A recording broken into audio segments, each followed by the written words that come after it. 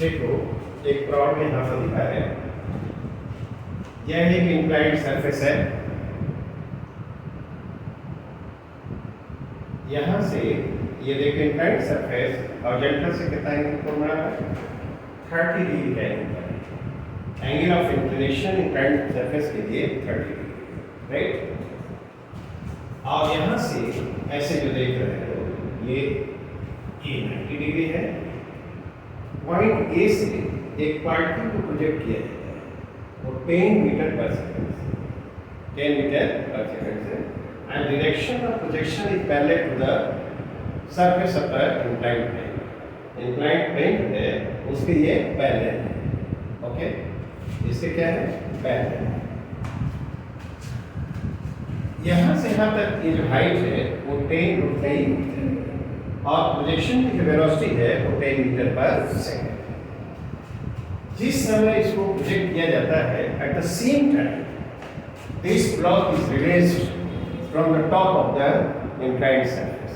यहाँ से इसको छोड़ा जाता है, जिस समय इसको प्रोजेक्ट करते हैं उसी समय इसको रिलीज करते हैं, ठीक। ऑब्जर्व किया जाता है कि ये प्रोजेक्टाइल इस ब्लॉक को स्ट्राइक करता है, ठीक। हमसे पूछा जा रहा है कि इंक्लाइंड सरफेस का जो लेंथ है वो भी क्या होना चाहिए, राइट। तो ऐसे सोचें कि ये जो प्रोजेक्टाइल इस इंक्लाइंड प्लेन को सीट पर स्ट्राइक कर रहा हो, तो जिस समय स्ट्राइक करेगा उस समय इसका पोजीशन यहाँ होना चाहिए। ये जो ब्लॉक है यहाँ होगा तभी तो स्ट्राइक करेगा। तो पहले हम लोग देखें कि कितने समय के बाद वो स्ट्राइक करता है और उस पॉइंट का उसका डिस्टेंस क्या है, यह देख लें। तो उससे हम लोग यह निकाल लें और यह डिस्टेंस निकाल दिया जाए, दोनों को सम कर देंगे तो इंक्लाइंड सरफेस का लेंथ हमको मिल जाएगा। चलो फॉर द प्रोजेक्टाइल हम लिखें, फॉर द प्रोजेक्टाइल, प्रोजेक्टाइल के लिए चीजों को लिखा जाए, कैसे लिखेंगे देखो तो, यू एक्स, ये एक्स डायरेक्शन है, आई इसको वाई डायरेक्शन, ठीक। तो यू एक्स इनिशियल वेलोसिटी क्या 10 मीटर पर सेकंड है, बोलो। यू वाई ये 0 होना चाहिए, इस प्लेन के परपेंडिकुलर जो कंपोनेंट हुआ वो 0 होगा। ऐसे ये इधर तो है, ये इसके परपेंडिकुलर। अब उसके बाद लिखना है A X and A Y, X direction में वाई डायरेक्शन में। तो बताओ तो उसके पास एक्सेलरेशन तो केवल एक ही है, वो कौन सा, एक्सेलरेशन ड्यू टू ग्रेविटी, और वो वर्टिकली डाउनवर्ड होगा। यही वो उसको हम दिखाते हैं, ये जी है और वो क्या 10 मीटर पर सेकंड स्क्वायर, राइट। इसको दो म्यूचुअली परपेंडिकुलर कंपोनेंट्स में रिजॉल्व करें, one along the inclined surface and the other perpendicular to it। तो एक कंपोनेंट इसका यहाँ पर ऐसे लिया है, ये एंगल 30 डिग्री होगा ना, और दूसरा कंपोनेंट ऐसे, बोलो तो इधर कंपोनेंट कितना होगा, एक्सेलरेशन ड्यू टू ग्रेविटी ये जी है, जी का वैल्यू इतना हमने रखा है, राइट। इधर कंपोनेंट कितना होगा 10 cos 30, नहीं 10 cos 30, तो 10 cos 30, cos 30 का वैल्यू कितना होगा, इसको यदि रखेंगे तो 5√3 होगा मीटर पर सेकंड स्क्वायर, राइट। इधर जो कंपोनेंट होगा वो क्या होगा 10 sin 30, तो 10 sin 30 और इसका वैल्यू क्या होगा 5 हो जाएगा मीटर पर सेकंड स्क्वायर, ठीक। तो ax क्या लिखना चाहिए, ax यही होगा ना। देखो तो यहाँ ax का पॉजिटिव डायरेक्शन तो ये है, लेकिन ये जो कंपोनेंट है वो नेगेटिव डायरेक्शन है, तो ax क्या लिखना चाहिए -5 मीटर पर सेकंड स्क्वायर। क्या y डायरेक्शन में ये देखो, यह y का पॉजिटिव डायरेक्शन नहीं, और ये जो आया है वो क्या है नेगेटिव है, तो इसका मतलब इसको क्या लिखना चाहिए 5√3 मीटर पर सेकंड स्क्वायर, ठीक। ये देखो ऑरिजिन है, ये x डायरेक्शन, ये y डायरेक्शन, तो ये जो पोजीशन हुआ x0 क्या हो जाएगा, इनिशियल पोजीशन 0, हाँ, अब y0 क्या होगा, हाँ वेरी गुड 10√3 कैसा होना चाहिए ये सारे स्पेसिफिकेशंस जो है वो हमने लिख दिया। आप देखो जब प्रोजेक्टाइल ऐसे जाकर यहाँ स्ट्राइक करेगा तो वाई डायरेक्शन में जो उसका पोजीशन होगा वो क्या होगा जी। तो टी समय के बाद मान लो क्या स्ट्राइक करता है तो वाई डायरेक्शन में जो पोजीशन है वाई, तो क्या लिखते हैं हम y is equal to y not plus u by T plus half a by T. यह स्ट्राइक क्या तो ये y0 y नॉट क्या है 10√3 और देखो तो प्लस ey तो 0 है ना, ey 0 तो वह टर्म 0 हो जाएगा और यहाँ पर देखो क्या लिखेंगे प्लस हाफ ए वाई बताओ तो क्या है ए वाई माइनस 5√3 आइए टी स्क्वायर क्या ये जो इक्वेशन आया है क्या उससे टी का वैल्यू मिल जाएगा, टी का वैल्यू मिल जाएगा तो क्या होगा यहाँ पर दिया और 20 is equal to 5t square मुझे दिखाई पड़ रहा है, t square is equal to 4 and t will be equal to 2 second. क्या हमने पाया कि 2 सेकंड के बाद स्ट्राइक करेगा, राइट। आप देखते हैं 2 सेकंड के बाद तो ये जो अलोंग द सरफेस में ये जो पोजीशन हुआ जिसे हम OC कहेंगे, सी पर स्ट्राइक कर रहा हो तो OC कितने के बराबर होगा, क्या OC x है, OC जो होगा x है, this is the position of the projectile at this moment है ना along x axis। तो बताओ तो OC x क्या लिखेंगे, इसके लिए लिखना होगा तो x not plus ux t plus half ax t square. क्यों बताओ तो x नॉट क्या 0 है, ux क्या है 10 मीटर पर सेकंड तो प्लस 10 लिख दिया जाए और t क्या है 2 सेकंड, t आया 2 सेकंड ठीक। और बताओ तो हाफ यहाँ ax कितना है -5 है, गुड। और t 2 सेकंड है तो 2 का स्क्वायर होगा। बोलो तो यह x कितना आएगा, x का जो वैल्यू आया यानी वह उसी के बराबर होगा and that should be equal to ये 20 माइनस 10 होगा क्या, ये 10 मीटर है, राइट। ये जो पॉइंट C है उसका डिस्टेंस वो से कितना आया 10 मीटर, राइट। अब ये वो जो ब्लॉक वहां से चलेगा तो उसका भी पोजीशन यही होना चाहिए तभी तो स्ट्राइक करेगा, तो इतने समय में ही उस ब्लॉक को यहाँ होना चाहिए, ठीक। तो जरा ब्लॉक पर देखते हैं, ब्लॉक के मोशन पर इसको मिटा दिया जाए क्या, ठीक। ब्लॉक जरा विचार करें, ब्लॉक में जैसे तुम लोग बनाओगे फ्लोर डायग्राम तो ये ऐसे ही होगा ना, ये देखो ऐसे है नहीं, बहुत सिंपल बात है कि ये 10 मीटर पर सेकंड स्क्वायर एक्सेलरेशन। तो यहाँ पर जो ऐसे देखो ये 30 है, ये नहीं सीधा एक्सेलरेशन भी लिख देते हैं, फोर्स चाहे ऐसे करो फोर्स लिख लो। यहाँ पर जो फोर्स होगा वो नीचे की तरफ, उसका मास वगैरह तो कुछ दिया नहीं है। अच्छा चलो एक्सेलरेशन देते हैं 10 मीटर पर सेकंड स्क्वायर। इधर एक्सेलरेशन कितना होगा 10 cos 30 नहीं, और इधर एक्सेलरेशन कितना होगा 10 sin 30, 5 मीटर पर सेकंड स्क्वायर नहीं। डाउन द इंक्लाइंड सरफेस उसका जो एक्सेलरेशन होगा वह 5 मीटर पर सेकंड स्क्वायर। तो बताओ तो ये जो आना चाहिए BC, ये जो डिस्टेंस है वो कितना होना चाहिए UT plus half AT square for the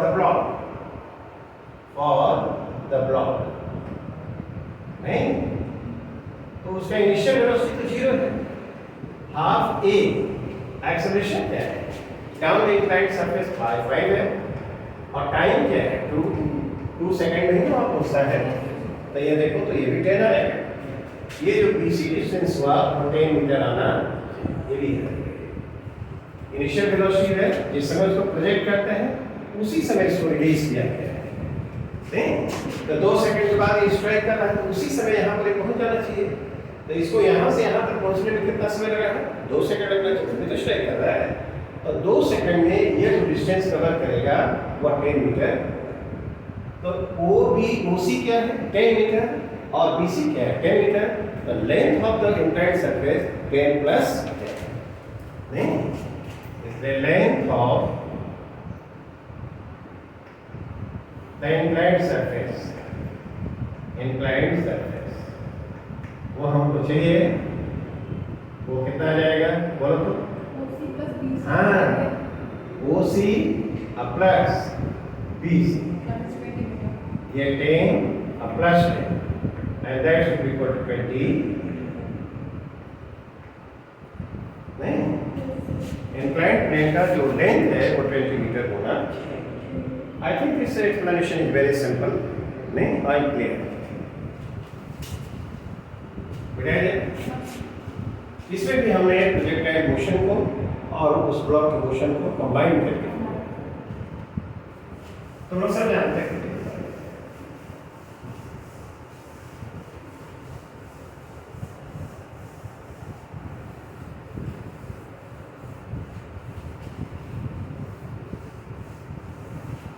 back होता है टेंशन के लिए, नहीं इस पर बात कर रहे थे। ऐसे सोचो, एक प्रॉब्लम का ऐसे एक ऐसे पुली है, ठीक है नहीं, और यहाँ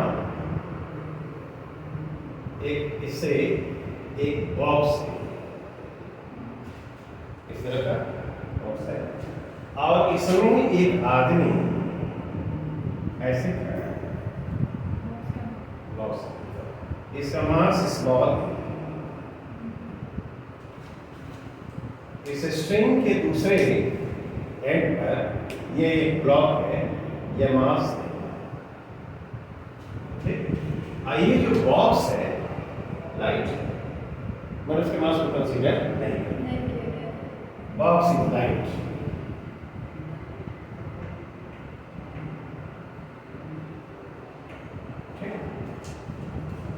सिस्टम को रिलीज किया जाता है, ये ऐसे आता है एंड दिस इज गोइंग। नहीं, हमसे पूछ रहा है कि इस आदमी को जो यहाँ पे स्टैंड कर रहा है, अगर स्टैंडिंग इनसाइड बॉक्स, उस पर नॉर्मल रिएक्शन का फोर्स क्या है? नहीं, find the normal reaction force, normal reaction force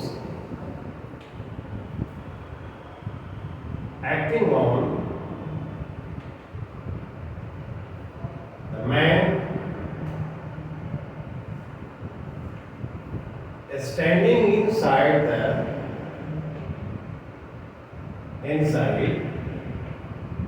the box.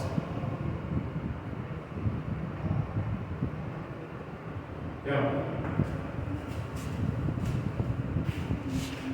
Is the problem clear?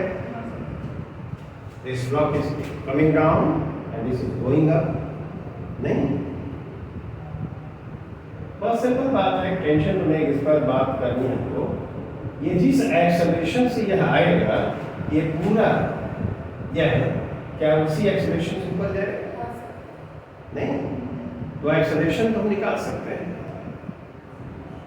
इसको पूरा को ऐसे मानो, एक ब्लॉक ही मान लो, तो इस ब्लॉक का जो मास होगा स्मॉल एम होगा, चलिए तो मासलेस लाइट है, और इसका the net pulling force divided by total mass, acceleration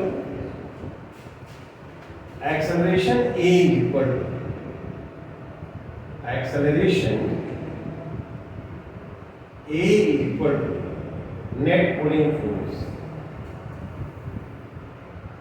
net pulling force are divided by total mass.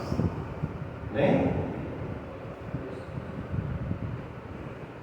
बताओ तो ये जो कुल इधर mg नहीं और उसका घटाएंगे ना, minus M net pulling force होगा।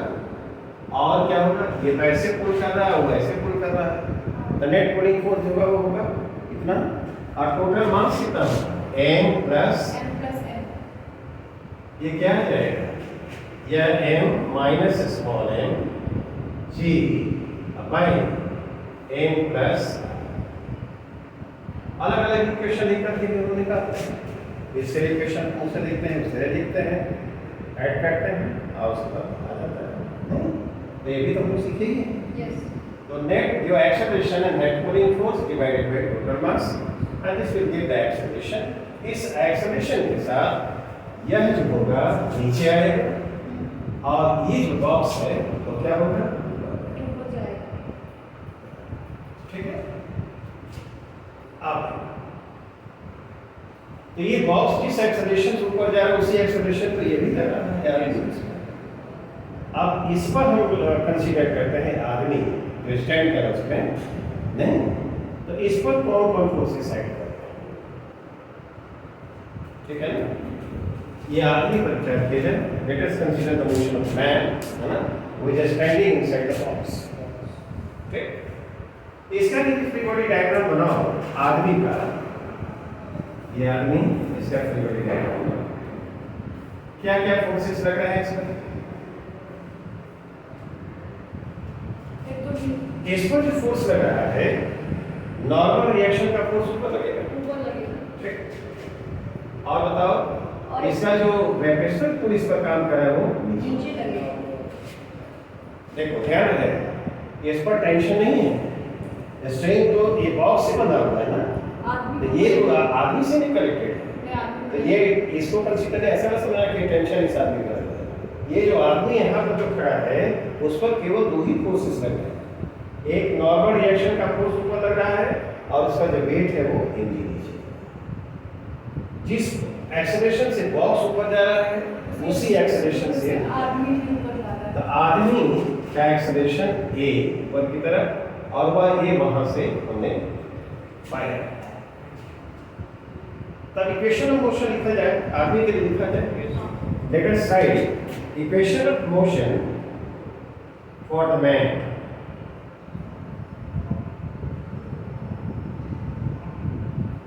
और द मैन उसके लिए लिखो, देखो तो ऊपर की डायरेक्शन में नेट फोर्स क्या है, N माइनस एम जी, तो N माइनस एम जी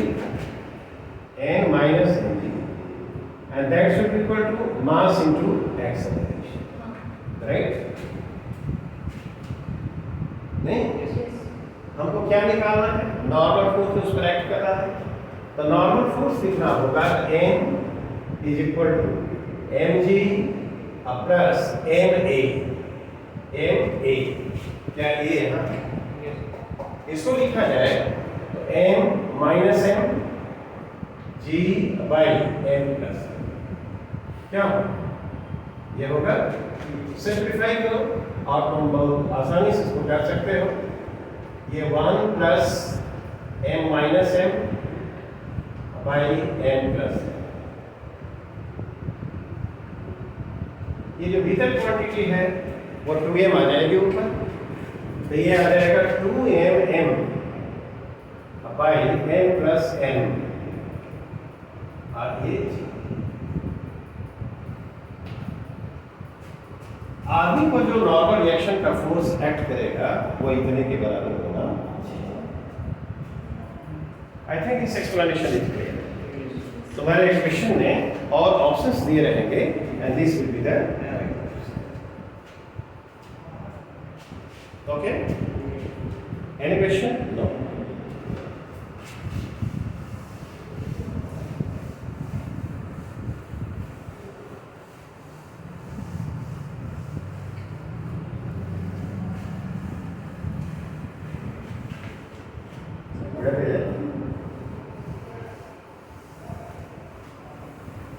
हम लोग एक दूसरे प्रॉब्लम पर जरा विचार करें, सिमिलर। उसके लिए हम लोग क्या कर रहे हैं कि एक ऐसे पुली है, राइट, और पहले की तरह इसमें एक ये बॉक्स है, राइट, और इसमें आदमी खड़ा है।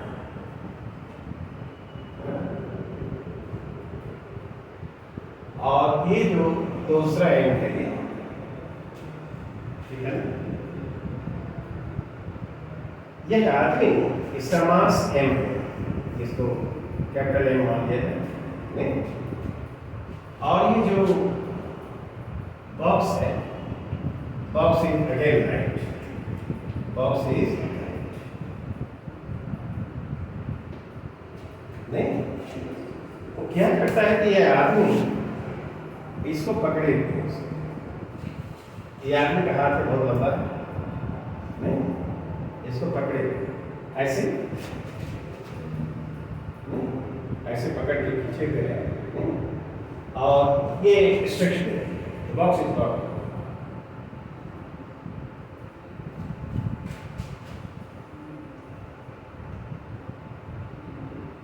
The other end of the string is held by the man to keep the box stationary.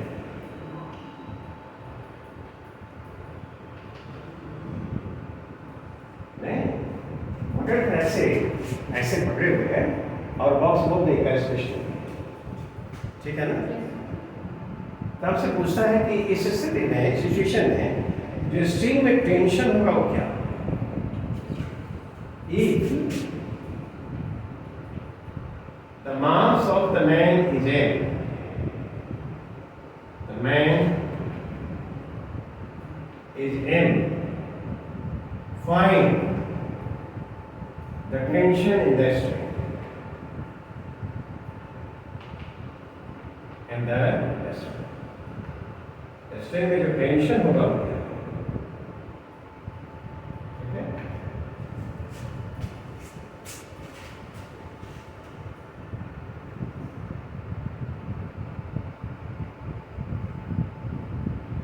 क्या किया जाए?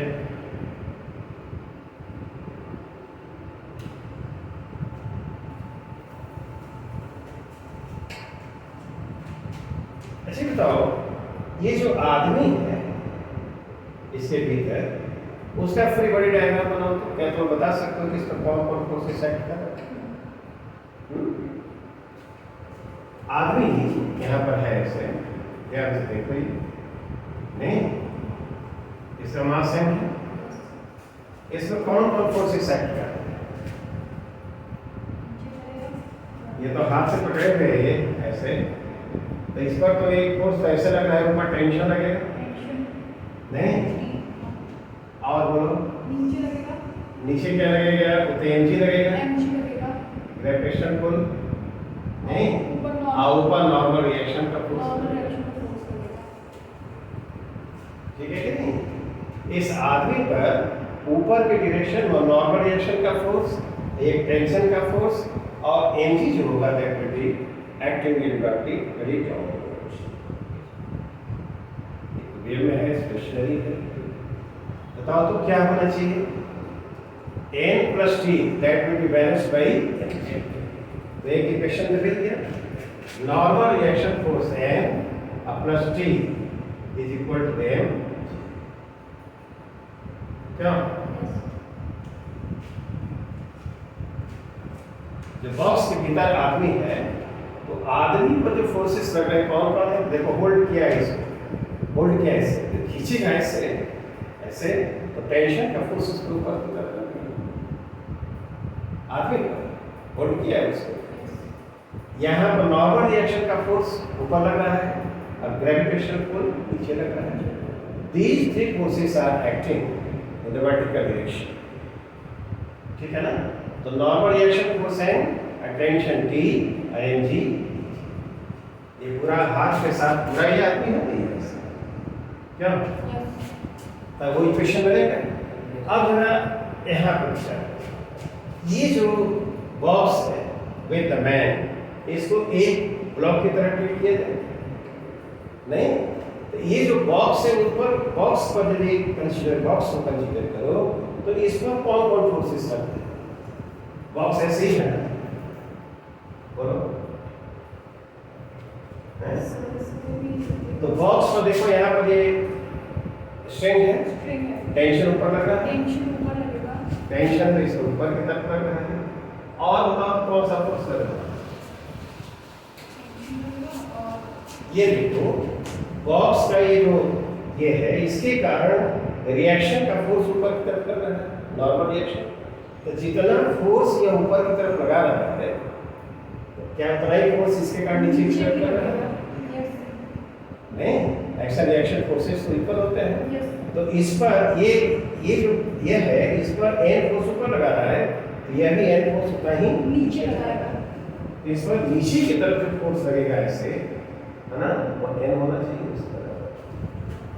तो बॉक्स पर दो फोर्सेस रहेगा, टी ऊपर की तरफ और एन नीचे की तरफ। ये स्टेशनरी है, T and normal forces are balanced, तो T should be equal to क्या है? ये दूसरा। तुमको टेंशन चाहिए, है ना, जो दुनिया में बहुत है, राइट? तो तुम वहां पर एन की जगह टी रख दो। हाँ, टी रख दो इसमें, तो एन की जगह पर टी प्लस टी, हाँ, ये mg होगा। तो जो टी टेंशन होगा स्ट्रिंग में, that should be equal to mg by क्या? नहीं,